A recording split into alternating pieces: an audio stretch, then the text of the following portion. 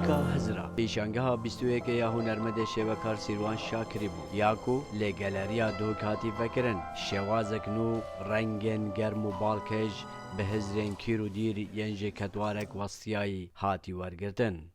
نکات دهوک جهان هنری دا که مرو بیشتر سر مستویات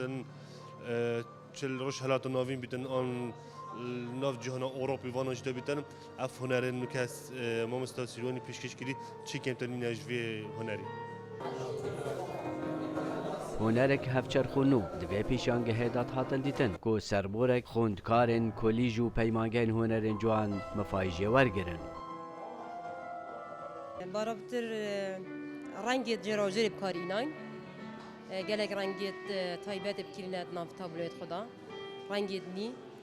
و تابلویت خود گلک قماش یا کار کری قماش سر تابلویت خود زیده کری و گلک به فکری آشول کری یعنی هزرا خود دای سر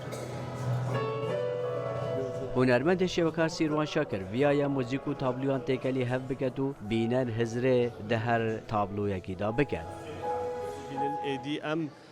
فن خو ضعیف نکین و بخینه بن خدمتا عندك بابات معين كولي بيت فن ما رول خونه بینید ما او رول اساسی داوی رنگی وان هستا و پیک و کار کن و کار کی بین نداری بلکه برنو که چجورا اف تجربه که ما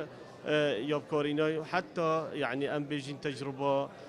نظریه شو بنهاوری بکار بینی که همی هنر بگنه مستوای موسیقی